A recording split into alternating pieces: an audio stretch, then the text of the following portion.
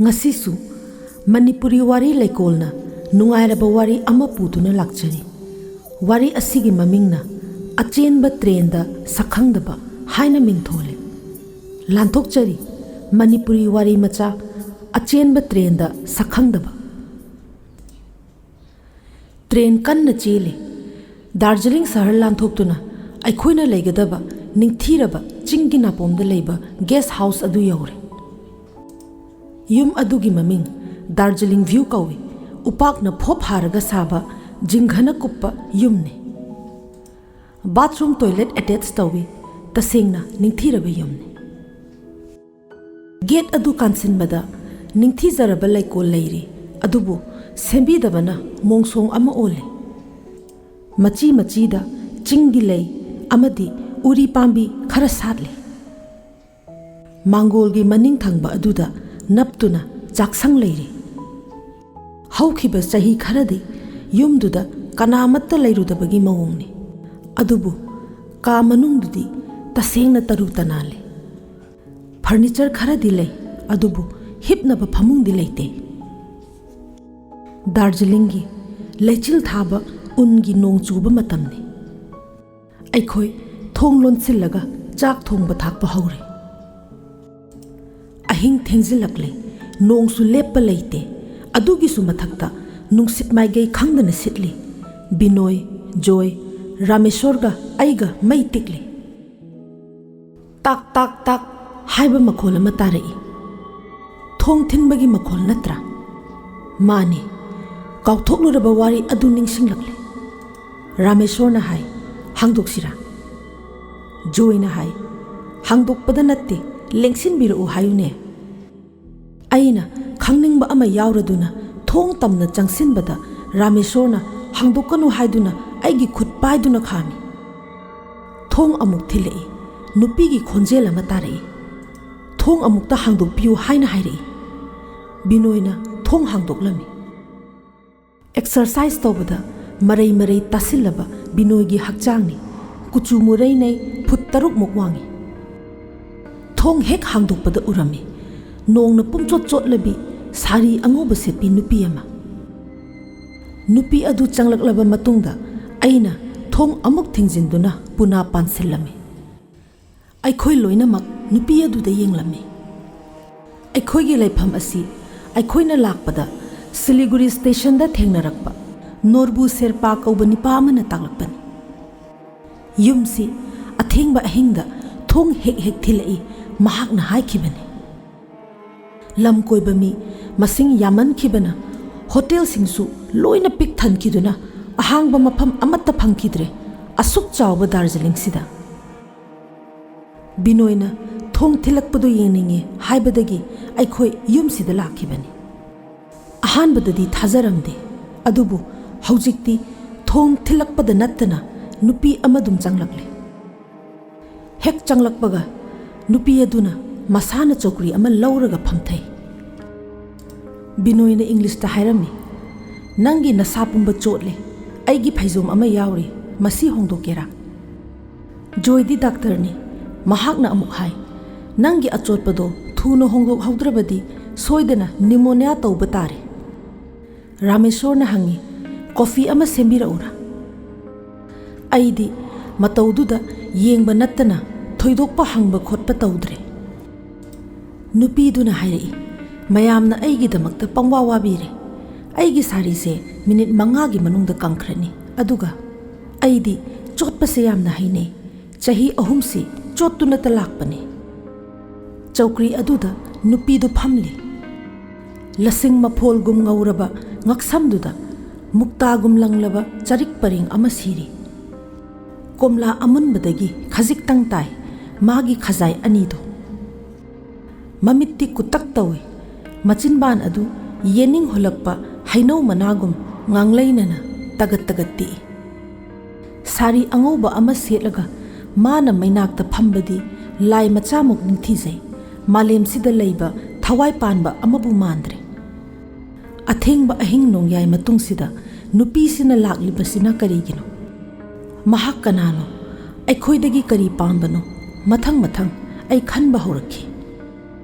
नुपी अदुना वा nganglakpada aigi wakhal kairammi mayam khara ngakpibra ai Darjeeling sahar sida leijai sum aswai phawba tholakpani khara thengdokre yum se mai thanba ubada hekta changlakpani Radhanathna aibu tanarakpadagi lotke haiduna lakpani Radhanath haiba aina hanglammi nupi duna khumlammi hoi mahak Assamgi Rajkumar amani khanghaudana nupi aduna hairaklammi to khungup makhol ama tare Radhanath lakle aina hairami tapthaune kanagi khungup makholno aikhoidi tadena haina thong thilaklami mani tasengna thong thilakle amurak anirak ahumlak thong hangdoke tawbada nupi aduna thinglammi thong hangdokpiganu Radhanath laktuna aibu soidana hatlani thong hangdokpiganu aikhoina themjilami pakhatkanu aikhoi thong hangloi binoina themjilami chingnaganu aikhoi lairibasidi mana kari tawba ngamgadawribanu nupi aduna kina hairai magi mamit anido mi hatningbagi mit yengni mana Nazira hatkibagumna aibusu soidana hatlani ai haujik siningdri binoina hanglammi Nazira haibadi kanano mahak ina khunba nipa amagi machanupini onthokna hainingai leitana sak phajabini chung phiral charabi magi phipa murtini Radhanath haiba lamchat naidabaduna nomagi ahing amada mabu wahai adu losindri thong thilaklami makhol nikna nupi aduna hairaklami mahakna Nazirabu lokchapta inthaduna hatkibani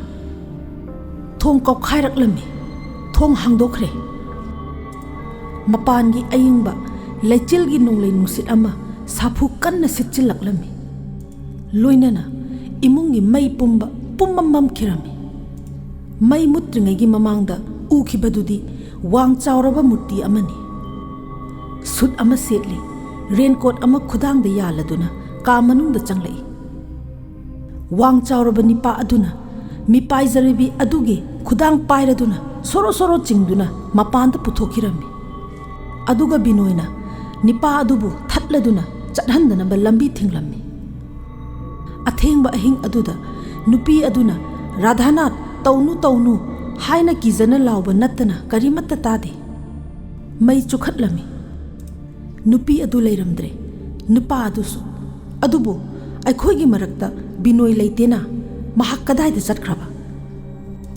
aina lawrami binoi haiduna hangdoklaba thongdu chenthokduna kawrami mapanda nong taba lepkhre leichil maraktagi wawri tha thorakle ngamlaba chinggi chingchepta kanano khara thuna chatli mani matung ithang thangbase binoini binoi aina ngamjabi thaduna kauduna tanarami chenduna lawrami binoi ngaikho amukta lepkhun he angamba lokchap ngata ngai khare maduda tasin khibe yai binoi ngaikho ne mamai di yeng thoraktana binoina khumlami ai masi se amukta phakige mamang thangba ani khaktu lokchapta tasin khre nupi amagi aroiba chaina khol khangbagi makhol taraklami binoi su chongsin khre lokchap manungda binoina lawrakhiba khonjel aduna mahaki aroiba khonjel adum oikhre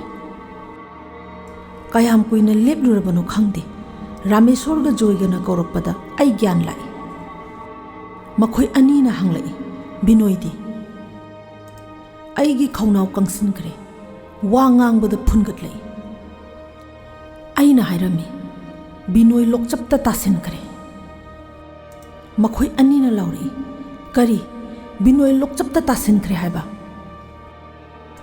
binoigi asiba hakchangdu mathangi ayukta mayam changduna lokchaptagi lokhatle makhoi loina hallasi lepnare binoigi yumda pausu khanghankhre asiba hakchangdu plane da puthokhinaba bagdogra phawba book tawramle bagdogra dagi plane da puthokidawribani thodok sing si thokibadagi aikhoi Darjeeling sahar thadoklamle Darjeeling शहर तपना तपना तामहौरे नुंगदांग वायरमनी अखोई अहुम अचेनब train की first class की धाबा अमद फमले अखोई था मखाई अमगी lump कोइरुनब लाखिबनी अदुबु अहिंग अमदगी हेन लैरमद्रे Ghum station यौबदा train ngaihak lepe Rameshwar गा जोयगा कन्ना तुम्खरे अइदी तुम्बा याद्री बिनोगी वाखल यामना खलई पुंसी हाइबसी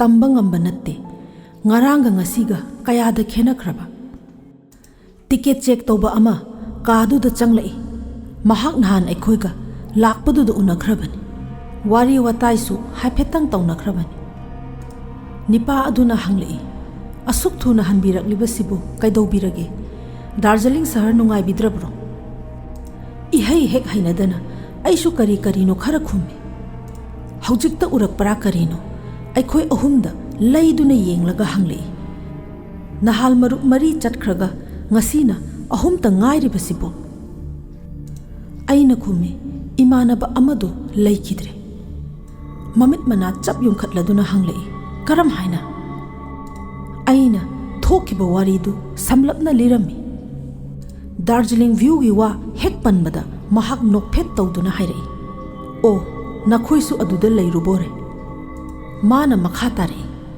नखोइना दार्जिलिंग व्यू की वा पलकलबनीना आइसु वारी अमा लीगे ताओ